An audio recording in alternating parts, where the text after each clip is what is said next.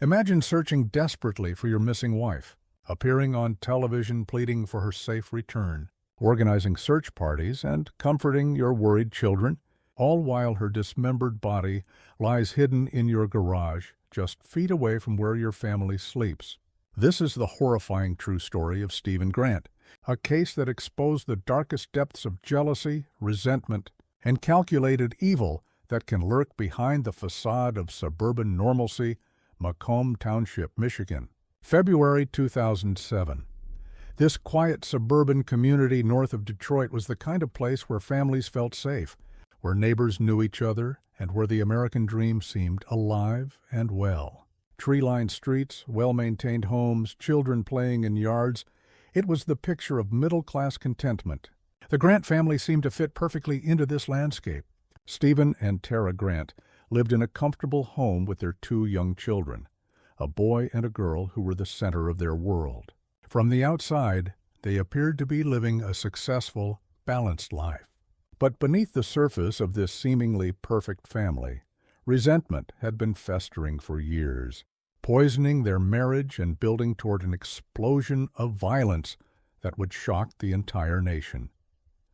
Tara Lynn Grant was 34 years old, vibrant, ambitious, and successful in ways that defied the traditional expectations many people still held about mothers and wives. She worked as an executive for Washington Group International, a major engineering and construction company, in a high-level position that commanded respect and a substantial salary.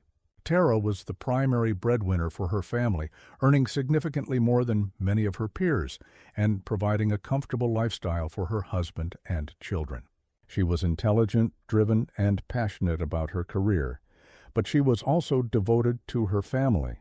Her job required frequent travel, sometimes taking her away from home for days at a time, but she always made sure to stay connected with her children, calling them every night when she was away and making the most of her time with them when she was home. Stephen Grant, on the other hand, had taken on the role of stay-at-home father. On paper, this arrangement made perfect sense. Tara's career was thriving and brought in excellent income, while Stephen could provide stability for their children by being present for school pickups, homework help, and daily routines. In modern America, this role reversal shouldn't have been controversial or problematic. Millions of fathers successfully parent while their wives pursue careers, finding fulfillment and purpose in raising their children. But for Stephen Grant, this arrangement had become a source of profound resentment and wounded pride. He felt diminished by his role, emasculated by the fact that his wife was the successful one while he managed the household. Friends and family would later recall how Stephen seemed increasingly bitter about Tara's success, how he would make cutting remarks about her career and her frequent travel, how the imbalance in their traditional gender roles seemed to eat away at him. The marriage had been deteriorating for years. Though the Grants kept up appearances for the outside world, arguments became more frequent and more intense. Stephen felt unappreciated and disrespected, while Tara felt she was doing her best to balance a demanding career with motherhood and marriage. The tension in their home was palpable to those who knew them well, but many couples go through difficult periods and find ways to work through them or separate amicably. No one who knew the Grants could have imagined that this marital discord would end in murder, dismemberment, and a cover-up so brazen and horrific that it would become one of Michigan's most infamous criminal cases. February 9th, 2007 started like many other days in the Grant household, or at least that's what Stephen Grant would later claim. According to his initial statements to police, Tara had left that morning for what was supposed to be a business trip to Puerto Rico. She kissed the children goodbye, gathered her things, and walked out the door, heading off to the airport for another work commitment. Stephen said he didn't think much of it at first when he didn't hear from her that evening. Tara's job often kept her busy, and sometimes communication was difficult when she was traveling. But as hours turned into a full day with no word from his wife, Stephen claimed he grew concerned. By the evening of February 9th, he reported Tara missing to the Macomb County Sheriff's Office, telling them that his wife had left for a business trip and had simply vanished. The sheriff's department began their investigation immediately, and from the very start, something felt wrong about Stephen's story. Detectives are trained to look for inconsistencies, and Stephen's account of Tara's disappearance was full of them. He claimed she had left for Puerto Rico, but when investigators contacted Washington Group International, Tara's employer, they were told that no such trip had been scheduled. Tara had no business in Puerto Rico, no meetings arranged, no reason to travel there at all. Her colleagues hadn't heard from her and hadn't expected to. This was the first major red flag, but it was far from the last. When detectives searched the Grant home, they found Tara's passport sitting in a drawer. If she had traveled internationally, she would have needed it. Her luggage was there as well, the suitcases she would typically use for business trips. Her toiletries, her work materials, everything that a person would pack for travel remained in the house. Financial records provided another troubling picture. Tara's credit card showed no activity since February 9th. Her bank accounts had not been accessed. Her cell phone had gone silent, with the last activity registered on the morning she supposedly left for her trip. For a woman who traveled frequently for work and was always connected to her job and her children, this complete absence of digital footprint was extremely suspicious. Detectives began to focus more intently on Stephen, conducting multiple interviews and pressing him for details about his wife's disappearance. Stephen maintained his story, insisting that Tara had left for work and simply never come back. He seemed confused and worried, but to the trained eyes of investigators, his emotional responses seemed calculated rather than genuine. As the investigation deepened, detectives uncovered information that provided a potential motive for foul play. Stephen Grant had been having an affair with a woman named Dina Hardy. The affair had been ongoing for some time, and Stephen had been living a double life, playing the role of concerned husband and devoted father, while secretly maintaining a relationship with another woman. Dina Hardy would later tell investigators that Stephen had complained frequently about his marriage, about how unappreciated he felt, about how Tara's career took precedence over everything else, including him. He had painted himself as a victim in his own marriage, as a man trapped in a situation where his wife's success made him feel small and insignificant. The affair gave Stephen a motive that investigators understood all too well. Perhaps he had wanted to leave his marriage for Dina. Perhaps Tara had discovered the affair and confronted him. Perhaps Stephen had decided that murder was preferable to divorce, custody battles, and the financial implications of ending his marriage. While detectives worked behind the scenes, Stephen Grant became a public figure, appearing on local news broadcasts to plead for information about his missing wife. He held a press conference, standing in front of cameras with tears in his eyes, begging anyone who had seen Tara or knew anything about her disappearance to come forward. He described her as a loving mother and devoted wife, saying how much the children missed her and how desperate he was to have her home safely. He organized search parties, distributed flyers with Tara's photograph, and presented himself as a man doing everything in his power to find his wife. To the public, he appeared to be a distraught husband facing every person's nightmare. But to investigators, his performance rang hollow. They had seen this before, the guilty party inserting themselves into the investigation, controlling the narrative, playing the victim, while all along knowing exactly what had happened. The Macomb County Sheriff's Department continued building their case against Stephen, but they needed physical evidence. They needed proof that Tara was dead and that Stephen was responsible. For nearly 3 weeks, the investigation continued with no major breakthrough, no body discovered, no confession obtained. Stephen continued to maintain his innocence, continued to appear on television, continued to tell anyone who would listen that his wife had simply vanished and he had no idea what had happened to her. The community rallied around the Grant family, organizing vigils and search efforts, never suspecting that the man they were supporting was the very person responsible for Tara's disappearance. The children, innocent and confused, waited for their mother to come home, being comforted by their father who knew she never would. February 28, 2007. Nearly 3 weeks had passed since Tara Grant was reported missing, and investigators had gathered enough evidence and suspicion to obtain a search warrant for the Grant family home.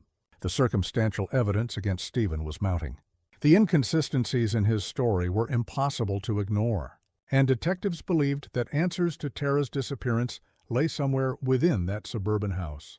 They arrived at the property with a full forensic team, prepared to conduct an exhaustive search of every room, every closet, every possible hiding place. Stephen was not home when the search began, but as word reached him that police were executing a warrant at his residence, his carefully maintained facade of the concerned husband began to crumble in spectacular fashion. The search team worked methodically through the house, examining the bedrooms where the Grant children slept, the kitchen where family meals had been prepared, the living spaces where a family had once functioned. Initially, they found nothing that provided definitive answers. But then investigators turned their attention to the garage, a space that in many suburban homes becomes a repository for tools, storage bins, seasonal decorations, and accumulated possessions. The Grant garage appeared unremarkable at first glance, cluttered with the typical items one would expect to find. But as investigators looked more carefully, examining the rafters, checking storage containers, and investigating areas that might conceal evidence, they made a discovery so horrific that even seasoned homicide detectives, people who had seen the worst of human nature throughout their careers, were visibly shaken. Hidden in the garage, stored in garbage bags and tucked into a large plastic storage container, were human remains. Tara Grant's body had been dismembered, cut into pieces, and concealed in the very garage attached to the home where her children lived, where they had been sleeping and playing and eating meals while their mother's body lay just feet away. The discovery was nightmarish in its implications. Stephen Grant had not only killed his wife, but he had methodically cut her body apart and hidden the pieces in storage areas within the family home. He had done this while maintaining the appearance of a desperate search for her. He had done this while his children were in the house, innocent and unaware of the horror that surrounded them. He had then spent weeks appearing on television, organizing search parties, and accepting sympathy from a community that had no idea they were being manipulated by a murderer. The forensic examination of the remains and the garage told a grim story. Tara had been killed in the home, and Stephen had used tools from his own garage to dismember her body. The level of planning and cold calculation required to do such a thing was chilling. This was not a momentary act of passion that he immediately regretted. This was a sustained effort to dispose of evidence, to hide his crime, and to avoid consequences. The dismemberment would have taken time, focus, and a complete absence of empathy or remorse. Stephen had spent hours in that garage, cutting apart the body of the woman he had married, the mother of his children, treating her remains as nothing more than an inconvenient problem to be solved. When Stephen Grant learned that police had discovered Tara's body, he knew that his lies had caught up with him and that his freedom was about to end. But rather than face arrest with whatever dignity he could muster, Stephen made a decision that would turn this case from a tragic murder investigation into a dramatic manhunt that captured national attention. He ran. Stephen fled to northern Michigan, to an area near his sister's home in the wilderness region, several hours north of Macomb Township. He took off into the woods wearing inadequate clothing for the harsh Michigan winter, with temperatures well below freezing and snow covering the ground. It was early March, one of the coldest times of year in that part of the state, and Stephen was essentially running into a frozen wilderness with no real plan for survival through the Macomb County Sheriff's Department immediately issued a warrant for Stephen's arrest and began coordinating with law enforcement agencies across the state. A massive manhunt was launched with local police, state troopers, search and rescue teams, helicopters, and tracking dogs, all mobilized to find Stephen Grant before he either escaped or died from exposure in the brutal winter conditions. The media coverage intensified dramatically. What had been a missing person case, then a murder investigation, had now become a fugitive manhunt. News helicopters circled the wooded areas where Stephen was believed to be hiding. Reporters broadcast live from the search area, updating the public hourly on the progress of the manhunt. The story dominated local news in Michigan and garnered national attention as well. People across the country were riveted by this case. The successful businesswoman murdered by her resentful husband, the body hidden in the family garage, and now the killer on the run in the frozen wilderness. Stephen Grant was not an outdoorsman. He had no survival training, no experience living off the land, and no realistic plan for evading capture in one of the harshest environments in the lower Midwest during the dead of winter. The area where he fled, near Wilderness State Park in northern Michigan, is beautiful during summer months, but becomes an unforgiving landscape when winter arrives. Temperatures regularly drop below 0 degrees Fahrenheit, snow accumulates in deep drifts, and exposure can kill an unprepared person in a matter of hours. Stephen was wearing light clothing, had minimal supplies, and was running on pure panic and desperation. Law enforcement officials coordinated their search efforts, establishing a perimeter and using thermal imaging equipment from helicopters to scan the vast forested areas where Stephen might be hiding. For 4 days, Stephen managed to evade capture, moving through the woods and attempting to find shelter wherever he could. He broke into a small, unoccupied cabin in the wilderness, seeking refuge from the brutal cold and finding some basic supplies that helped him survive another day. Inside the cabin he found food, warmer clothing, and temporary shelter from the elements that were already taking a severe toll on his body.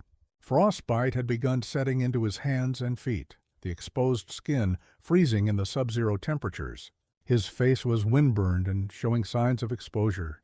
He was exhausted, scared, and rapidly running out of options.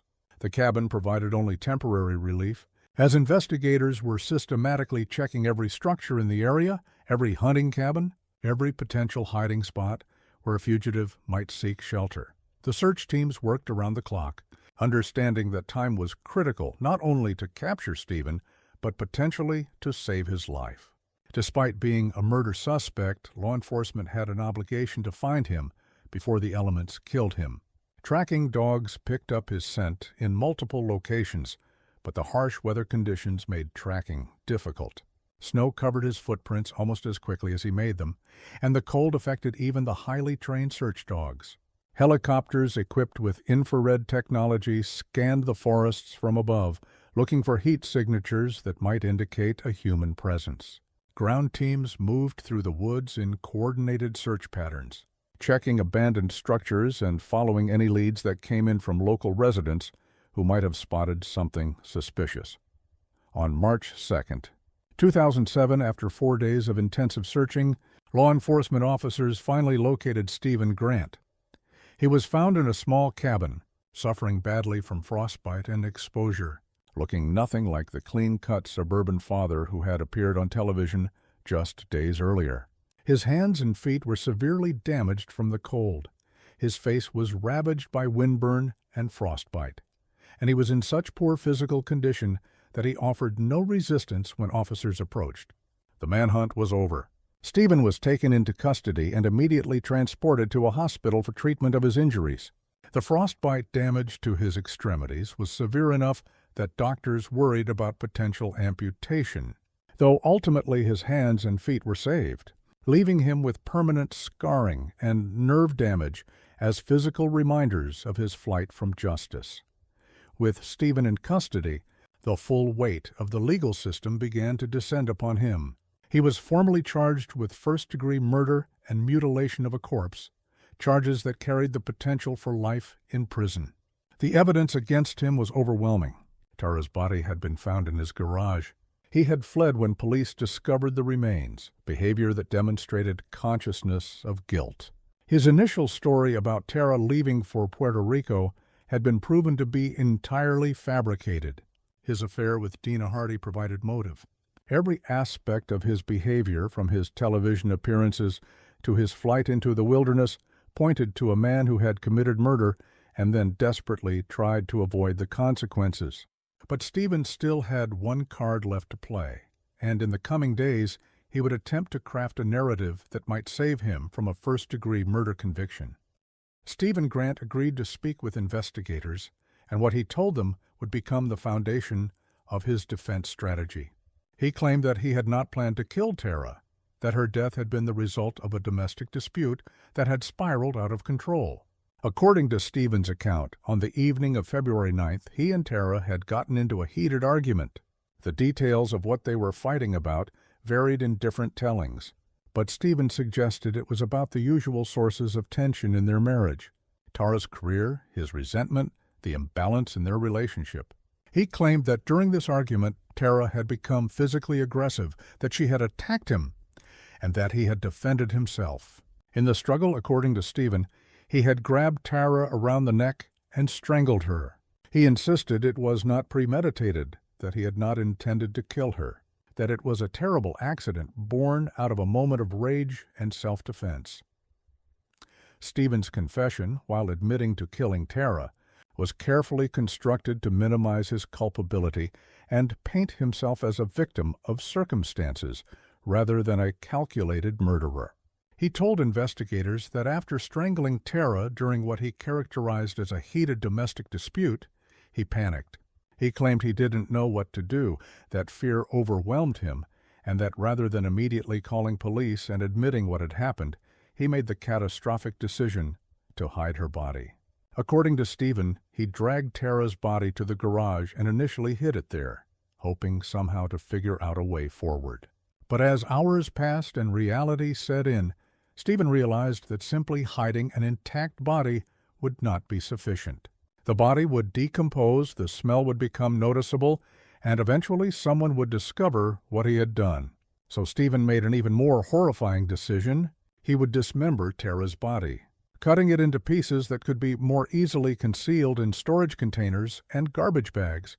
The dismemberment itself spoke volumes about Stephen's state of mind and the validity of his self-defense claims. This was not the action of someone who had accidentally killed in a moment of passion and then immediately regretted it. This was calculated, deliberate, and required sustained effort over an extended period of time.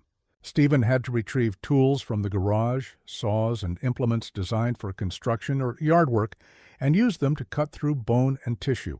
He had to work methodically, separating Tara's body into pieces small enough to fit into containers. He had to clean up the blood and biological matter that resulted from this process.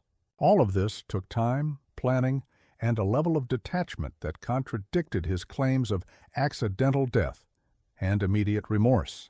Someone truly horrified by what they had done in a moment of passion would likely call police, seek help, or at minimum would not have the psychological capacity to spend hours dismembering their victim. Furthermore, Stephen's behavior in the weeks following Tara's murder completely undermined his attempts to portray himself as remorseful or acting in self-defense. He had not simply hidden the body and lived with overwhelming guilt. Instead, he had fabricated an elaborate story about Tara leaving for Puerto Rico. He had reported her missing to police, knowing full well she was dead in his garage. He had appeared on television multiple times, giving tearful interviews and pleading for information about his missing wife. He had organized search parties and accepted sympathy from friends, family, and the community.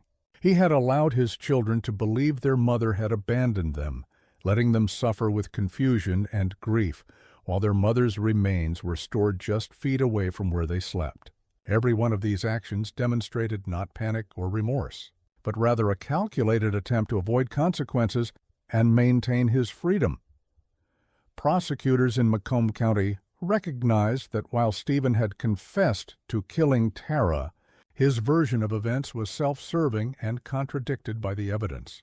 They charged him with first-degree murder, arguing that the killing had been premeditated, motivated by his resentment of Tara's success and his desire to be free of his marriage, possibly to pursue his relationship with Dina Hardy.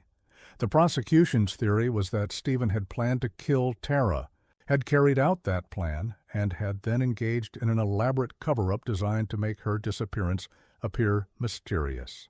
The dismemberment of her body was not panic, but rather cold calculation aimed at preventing discovery. The television appearances were not the actions of a grieving husband, but rather a manipulative performance designed to deflect suspicion. Stephen's defense team faced an uphill battle. Their client had confessed to killing his wife and dismembering her body. He had lied to police repeatedly. He had fled when the body was discovered. The evidence was overwhelming, and the facts were damning. Their only realistic strategy was to argue against the first-degree murder charge, attempting to convince a jury that, while Stephen had killed Tara, it had not been premeditated. They presented Stephen's version of events, the argument that escalated into violence, the claim of self-defense, and the subsequent panic that led to the cover-up. They argued that this was second-degree murder, or possibly even manslaughter, crimes of passion, rather than calculated homicide. They emphasized Stephen's lack of criminal history, his role as a father, and his claims of remorse. They tried to paint a picture of a marriage that had deteriorated to the point where violence erupted unexpectedly, rather than a cold-blooded killing planned in advance. The trial began in December 2007, nearly 10 months after Tara's body had been discovered.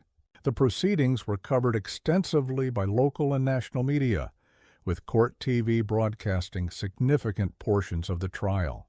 The prosecution presented their case methodically, walking the jury through the evidence of Stephen's affair, his lies to police, the condition of Tara's remains, and the elaborate cover-up. They brought in forensic experts who testified about the dismemberment, explaining the type of tools that had been used, and the significant effort required to cut through human bone and tissue. These technical details were difficult for jurors to hear, but they were necessary to demonstrate the calculated nature of Stephen's actions. Medical examiners testified about Tara's cause of death, confirming that she had been strangled and that the force required would have been significant and sustained. This contradicted Stephen's claims that her death had been accidental or the result of a brief struggle. After weeks of testimony and emotional statements from Tara's devastated family, the case went to the jury for deliberation. The jurors faced a critical decision.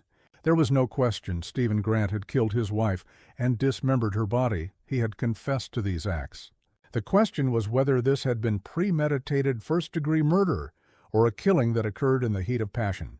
First-degree murder would mean Stephen had planned it in advance, while second-degree would mean the killing was intentional but not premeditated. In December 2007, Stephen Grant was convicted of second-degree murder rather than first-degree. The jury believed that while Stephen killed Tara intentionally, the prosecution had not proven beyond reasonable doubt that he had planned the murder beforehand. However, he was also convicted of mutilation of a corpse, a separate charge that carried its own significant sentence. The dismemberment and cover-up were crimes in themselves. The sentencing phase brought Tara's family to deliver victim impact statements that revealed the devastating consequences of Stephen's actions. Her parents spoke about losing their daughter, the grandchildren who would grow up without their mother, and described Tara as a vibrant, loving woman who had balanced a successful career with devoted motherhood. The emotional weight in the courtroom was crushing. As family members struggled to express their loss and rage, the judge sentenced Stephen Grant to 50 to 80 years for second-degree murder, plus an additional 10 to 15 years for mutilation of a corpse to run consecutively. This meant Stephen would spend the rest of his life in prison. Even with possible parole at minimum sentence lengths, he would be elderly before consideration and given his crimes. Parole seemed unlikely. The case's aftermath focused on Tara and Stephen's 2 children who had lost both parents traumatically. Tara's parents won custody of their grandchildren, determined to raise them with love and keep Tara's memory alive. The children would need years of therapy to process what happened to their family. Stephen Grant remains imprisoned in Michigan, having failed in appeals. The case continues to be featured in true crime programs as an example of how resentment and wounded pride can lead to unthinkable violence. For Tara's family, the pain never fully heals, but they honor her memory by ensuring her children know how much she loved them and how bright her light shone before it was brutally extinguished.